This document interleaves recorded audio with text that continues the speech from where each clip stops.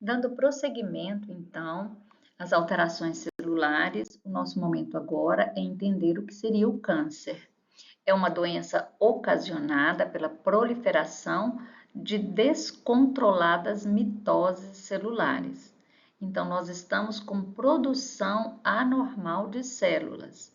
Invade tecidos vizinhos, pode cair na corrente sanguínea, alcançar dimensões maiores no corpo e que a gente chama esse segundo item de metástase. Pode surgir em qualquer parte do corpo e sempre observando que as consequências elas vão estar relacionadas às alterações metabólicas que o órgão passa a ter a partir do momento que as suas células não conseguem mais trabalhar de acordo com as suas funções, e também é muito complexo quando se trata de células cancerosas que se espalham para outros órgãos, para outros tecidos, impedindo que os mesmos realizem as suas funções básicas. Isso pode danificar a estrutura tecidual, isso pode comprometer com a viabilidade do próprio organismo por completo, não necessariamente só o órgão, só a estrutura afetada, mas isso pode coadunar com a falta de atividade metabólica em outros órgãos também. Existem aqui duas comparações bem interessantes entre célula normal e célula cancerígena, fazendo aí, na verdade, são várias comparações, observando aí a célula normal e a cancerígena para cada tipo de característica elencada aqui. Como seria o crescimento de uma célula normal? Ele está relativamente controlado, quem faz todo esse processo é o próprio DNA, enquanto que na célula cancerígena o DNA perde o poder de controlar essa mitose. A função é bem definida na célula normal, enquanto que na célula cancerígena a função daquela estrutura celular ela vai estar alterada ou mesmo não está acontecendo. Pode acontecer na célula normal uma apoptose, que é uma morte programada, e essa célula cancerígena ela não consegue ter essa apoptose direcionada a si mesma, ou seja, ela pode ser uma célula que danificou toda a estrutura e ainda com dificuldades para promover a apoptose. Uma comunicação bem eficiente entre células que são normais e essa comunicação não acontece entre células cancerosas. A organização do tecido em uma estrutura de multiplicação normal, ela é observada, enquanto que se perde a arquitetura, toda a organização, quando é uma célula cancerígena. E a gente observa também que a célula normal, ela tem ali a sua estrutura, tem a sua composição, a sua localização definida e a sua migração, ela vai depender do tipo de função que ela exerce. Enquanto que a metástase, que é algo tão comum em células cancerosas, atinge dimensões de outras partes do corpo, especialmente quando cai na corrente sanguínea e por meio da corrente sanguínea ou linfática espalha para todo o corpo. A origem e desenvolvimento do câncer se dá por mutações genéticas que foram acumuladas. O processo de transformação é chamado de carcinogênese e essa carcinogênese ela acontece por três diferentes etapas: a iniciação, a promoção e a progressão, conforme nós vamos trabalhar agora à frente. A iniciação, o próprio nome já diz, é uma alteração genética inicial, enquanto que a promoção haverá um estímulo à multiplicação e a progressão é quando elas realmente se tornam malignas. Para a primeira fase ou faísca genética, a fase inicial é irreversível, ela ocorre quando há uma mutação no DNA, afeta genes importantes no controle da célula, como os proto-oncogenes, que são capazes de controlar o crescimento celular, e os genes supressores tumorais, que inibem o crescimento descontrolado. Também afeta genes de reparo do DNA. Essa alteração pode ser ocasionada quando se expõe o organismo a produtos carcinógenos. Como exemplo, coloquei tabaco, radiação ultravioleta, entre outras substâncias químicas que podem ser inclusive medicamentosas. Fatores internos, como erros na replicação do DNA, poderão advir dessas alterações. A célula, nesse aspecto, ela ainda tem uma pequena aparência de célula normal, ela pode inicialmente ainda estar desempenhando o seu metabolismo e ela não garante que a célula se tornará cancerígena. Ela está com alteração, é como se ela estivesse elencada, marcada para as alterações, mas tudo começou nessa etapa. Eu costumo dizer assim, da seguinte proporção que isso pode alcançar daqui a pouco em outras fases, ou se a pessoa já é uma pessoa que se cuida mais, que tem evitado esses fatores carcinogênicos, ou passou a tomar medidas mais cautelares e acompanhar até mesmo a progressão disso daí, essa pessoa poderá, talvez até mesmo por uso de medicamentos, fazer o controle dessa progressão. Ela poderá ficar na primeira fase, na fase de iniciação, sem avançar para fases mais agressivas. O empurrão para crescer é assim chamada a fase da promoção, ela é reversível também, desde que o estímulo seja removido. Ela também envolve estímulos contínuos que favorecem a multiplicação daquelas células já iniciadas. Aqui não causa mutação esses promotores, mas favorece um crescimento das células que já foram alteradas. Por exemplo, como promotores, nós temos substâncias hormonais. Os hormônios, eles são estimuladores em muito processo metabólico, mas eles também, em excesso ou alterando-se na sua funcionabilidade, eles poderão promover aí, são fatores encadeadores de problemas relacionados aos cânceres também. Então, uma das medidas que se faz para controle dessa doença é justamente verificar a taxa hormonal que uma pessoa deve produzir para cada uma dessas substâncias dentro dos seus limites de tolerância. E isso é observado quando a gente está monitorando. E se monitora hormônio por meio de observação clínica e acompanhamento laboratorial. A inflamação crônica também é um promotor de problemas. As inflamações crônicas, elas tendem a estimular as citocinas e isso desencadeia determinados tipos de situações que precisam ser observadas. O uso por si só de anti-inflamatório não é resolutivo nesse caso, porque nós estamos aí retirando o poder de inflamação do corpo sem o poder de retirada da causa que leva àquela inflamação.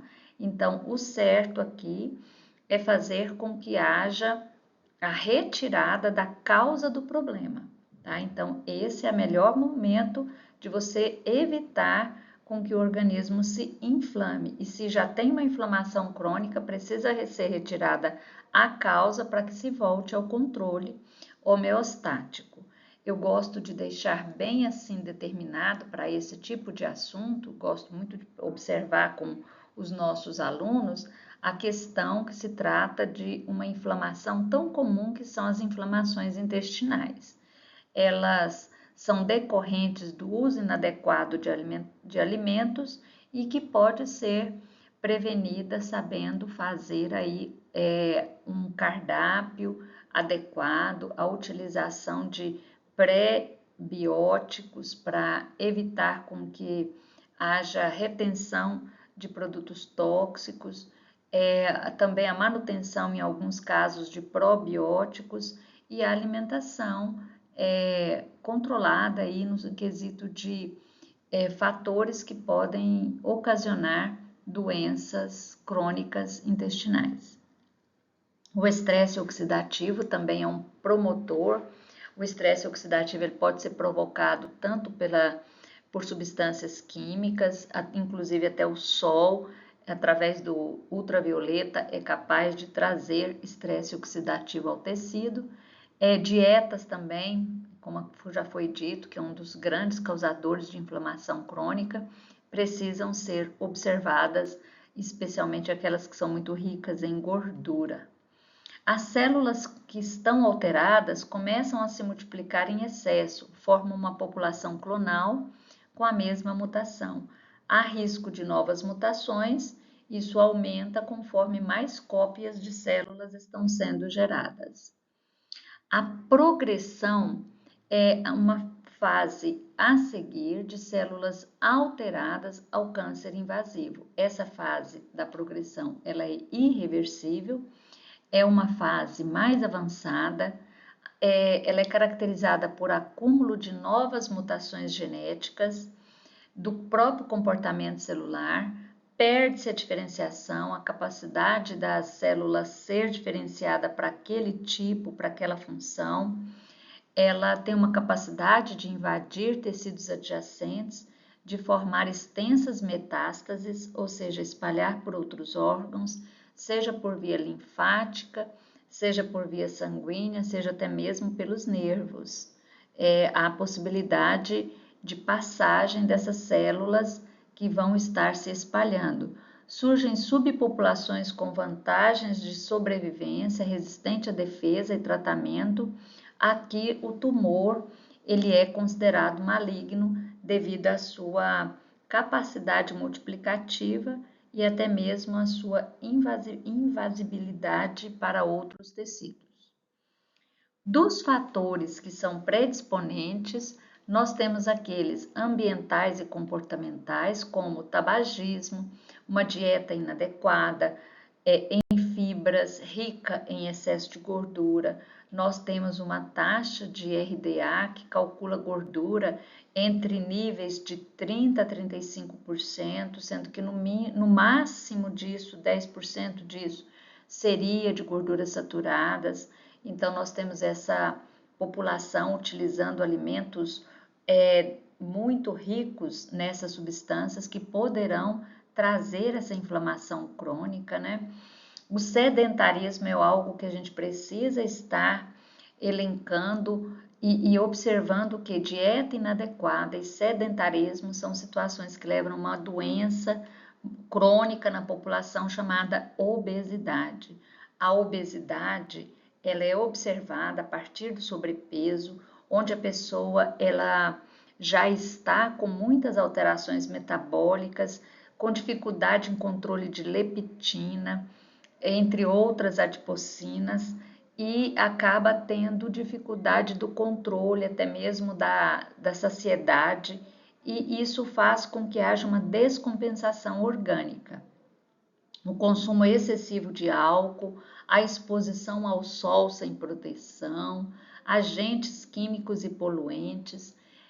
Quando se fala em tabagismo, foi dito aqui um dos primeiros itens. Eu quero retomar esse assunto porque a gente tinha no Brasil uma tendência a diminuir o uso do cigarro com a nicotina, sempre diminuindo nos índices de monitoramento, por campanhas publicitárias, por estímulo à saúde, à preservação do corpo, que era feito com mais intensidade nas escolas, nas comunidades de um modo geral. Há algum tempo se observa que esse tipo de atitude para a proteção da população ele foi sendo deixado para segundo plano e invade a população agora com essa novidade dos cigarros eletrônicos que trazem um prejuízo tão intenso quanto o outro, só que mascarado por métodos mais modernos, mais tecnológicos, porém de gravíssima situação que precisa ser um pouco mais atentamente mais observada pelo Ministério da Saúde, entre outros tipos de drogas que também estão dentro do quesito comportamental. No quesito genético, nós temos a herança de alguns genes que trazem aí a possibilidade de câncer, o BRCA1, o CA2 também, né, o TP53. Nós falamos também em síndromes genéticas, a predisposição genética ao câncer. A gente sabe que existe de 5 a 10% dos cânceres tem sim origem hereditária. Isso depende muito da população genética que se trata. As mutações de genes supressores tumorais, como é o caso já dito aqui do BRCA, perdão, 1 e 2, que aumenta o risco para câncer de mama, ovário e também próstata.